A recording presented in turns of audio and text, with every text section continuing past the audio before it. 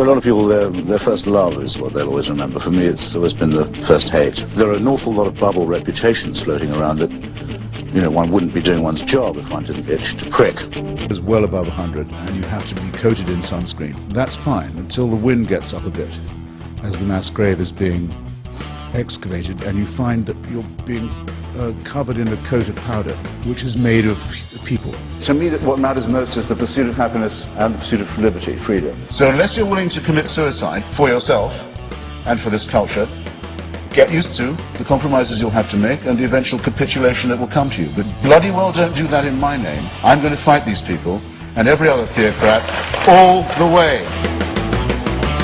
Totalitarianism is a cliche. Dictatorship is based on cliched thinking. The only Nazi I know of to be excommunicated by the Roman Catholic Church was Joseph Goebbels. Mother Teresa, God bless. God bless. Everything everybody thinks they know about her is false. It must be the most single successful emotional con job of the 20th century. How much longer are you going to do this? Till I drop.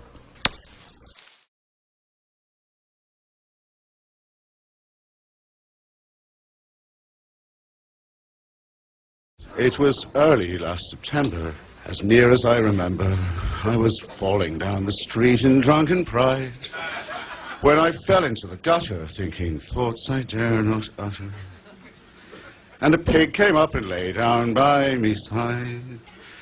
As I lay there in that gutter, thinking thoughts I dare not utter, a fair young maid came by and she did say, "You can tell a man who boozes by the company he chooses." And at that the pig got up and walked away. Chris, I love you because, you know, for years people have been coming out on talk shows with alcohol and hiding it.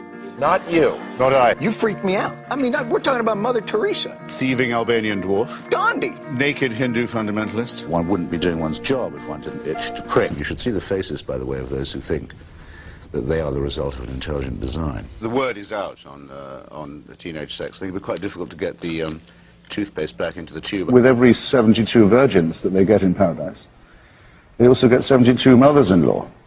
So perhaps... He's in the making end, a joke. your audience, which will clap apparently anything, is frivolous. No, I'm just saying. Now, I am absolutely convinced that the main source of hatred in the world is religion and organized religion. Absolutely convinced of it. And I think it should be religion treated with ridicule and hatred and contempt. My own opinion is enough for me, and I claim the right to have it defended against any consensus, any majority, anywhere, any place, any time. And anyone who disagrees with this can pick a number, get online, and kiss my ass. So that's my take, since you asked. The second thing I live for is, if not exactly passing on my genes, taking part in activities that might allow those genes to be passed on. Not scorning the three delightful children who result, who are everything to me and who are my only chance of even a glimpse of a second life, let alone an immortal one. And I'll tell you something, if I was told to sacrifice them to prove my devotion to God, if I was told to do what all monotheists are told to do, and admire the man who said, yes, I'll gut my kid to show my love of God, I'd say, no, fuck you. The rape and torture of children is not something to be relativized. It's not something to be excused as a few bad priests. It's the crime that cries out for punishment.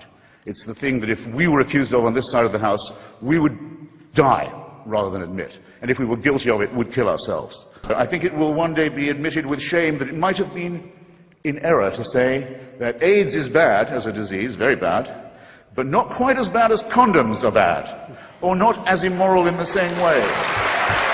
I say it in the presence of His grace, and I say it to His face. The preachings of His church are responsible for the death and suffering and misery of millions of His brother and sister Africans, and He should apologize for it. He should show some shame for condemning my friend Stephen Fry for his nature, for saying for saying you couldn't be a member of our church. You're born in sin. He's not being condemned for what he does, he's being condemned for what he is. You're a child made in the image of God. Oh no, you're not. You're a faggot. And you can't join your church and you can't go to heaven.